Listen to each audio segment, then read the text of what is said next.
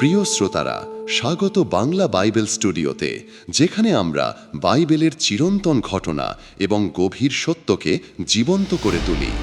আজ আমরা প্রবেশ করব এক অন্তরঙ্গ শিক্ষার মুহূর্তে, যিশুর নিজের মুখ থেকে শোনা এক শক্তিশালী প্রকাশে, তার ক্রুশবিদ্ধ হওয়ার মাত্র কয়েক ঘন্টা আগে।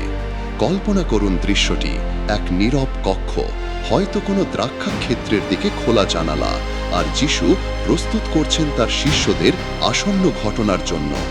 তিনি এমন এক সত্য বললেন যা হবে তাদের এবং আমাদের জীবনের মূল নকশা বা মানচিত্র। যিশু এবার কোনো দৃষ্টান্ত নয়, বরং এক সরাসরি গভীর ব্যক্তিগত তুলনা দিয়ে শুরু করলেন, যা কৃষিভিত্তিক সমাজের প্রত্যেকেই সহজে বুঝতে পারত। তিনি বললেন, আমি সত্য দ্রাক্ষালতা আর আমার পিতা মালি। একবার ভাবুন তো, দ্রাক্ষালতা কেমন? এটাই জীবনের উৎস। কাণ্ড থেকে সব শাখা প্রসারিত হয়, সেখান থেকে টেনে নেয় পুষ্টি আর শক্তি। আর মালি, তিনি যত্ন করে লতাটিকে গড়ে তোলেন যাতে সর্বোত্তম ফলন হয়। যিশু বলছিলেন, তিনি আমাদের আত্মিক জীবনের একমাত্র উৎস, আর ঈশ্বর পিতা তার অসীম প্রজ্ঞায় হলেন সেই নিখুঁত মালি, যিনি যত্ন নিচ্ছেন তার দ্রাক্ষা ক্ষেত্রের, আর সেই ক্ষেত আমরা।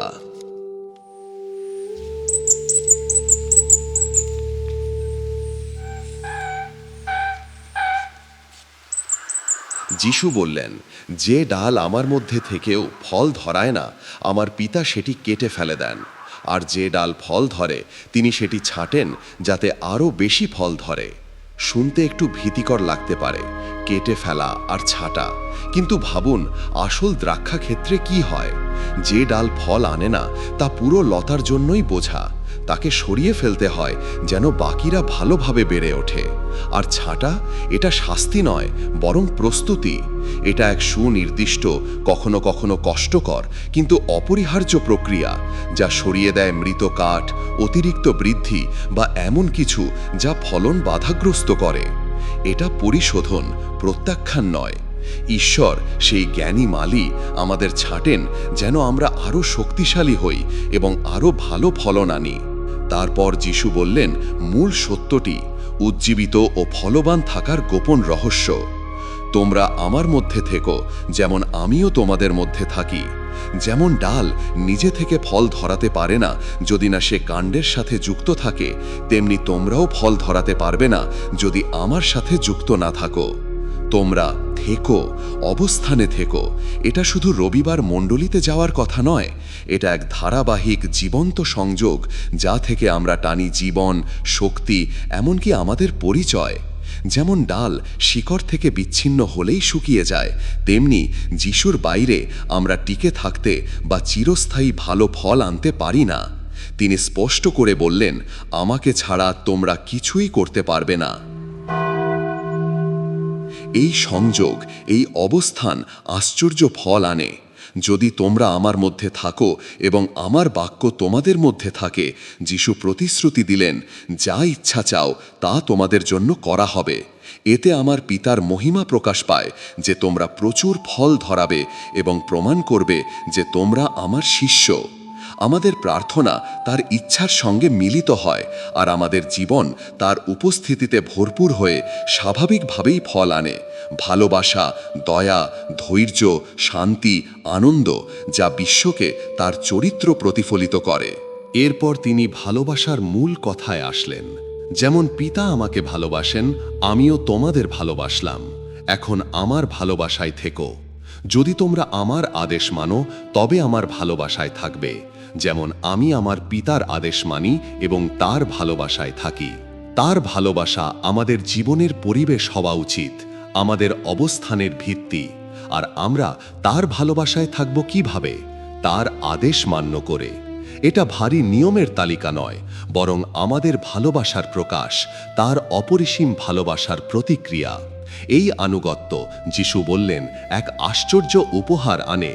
আমি তোমাদের এই কথা বলেছি যেন আমার আনন্দ তোমাদের মধ্যে থাকে এবং তোমাদের আনন্দ পূর্ণ হয়। ভাবুন তো, তার আনন্দ আমাদের মধ্যে পূর্ণ। এই গভীর ব্যক্তিগত ভালোবাসা থেকে যিশু এক আদেশ দিলেন, আমার আদেশ এই, যেমন আমি তোমাদের ভালোবেসেছি তোমরাও একে অপরকে ভালোবাসো। এর চেয়ে বড় ভালোবাসা আর কিছু নেই, যে নিজের প্রাণ দেয় আপন বন্ধুদের জন্য। তিনি তাদের দাস থেকে বন্ধুতে উন্নীত করলেন, তাদের কাছে পিতার হৃদয় প্রকাশ করলেন।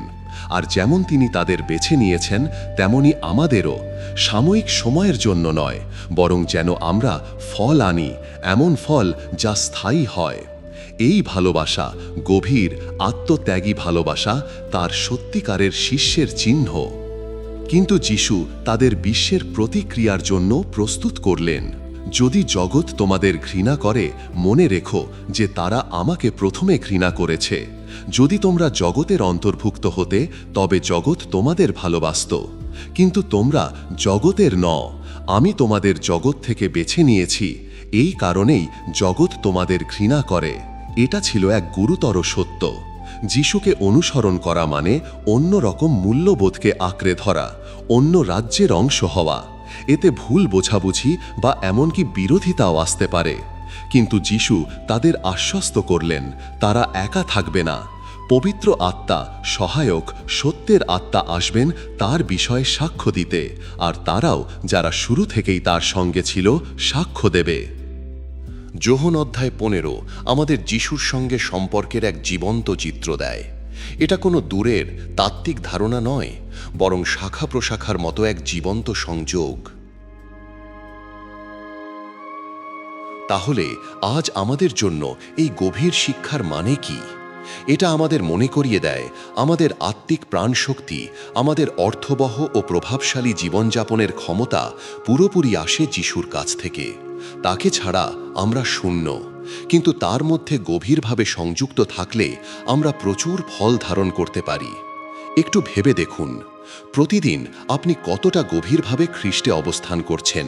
প্রতিদিন কি সচেতনভাবে তার কাছ থেকে জীবন ও দিশা চাইছেন? আপনার জীবনে কি ধরনের ফল দেখা যাচ্ছে? ভালোবাসা, আনন্দ, শান্তি, ধৈর্য, দয়া, মঙ্গল, বিশ্বাসযোগ্যতা, নম্রতা, আত্মসংযম, এসব কি আপনার কথা ও কাজে প্রকাশ পাচ্ছে? আর শেষ প্রশ্ন, আপনি কি প্রস্তুত ছাঁটাই প্রক্রিয়া মেনে নিতে? ঈশ্বর, সেই মহান মালি, আপনার জীবনের সেই সব জিনিস সরিয়ে দেবেন যা আপনার বৃদ্ধিতে বাধা দেয়। আপনি কি বিশ্বাস করেন তার উদ্দেশ্য সব সময় আপনার অধিক ফলন ও তার অধিক মহিমার জন্য? চলুন আমরা তার মধ্যে থাকি, তার ভালোবাসায় বাস করি আর ফলবান শাখা হই তার গৌরবের জন্য।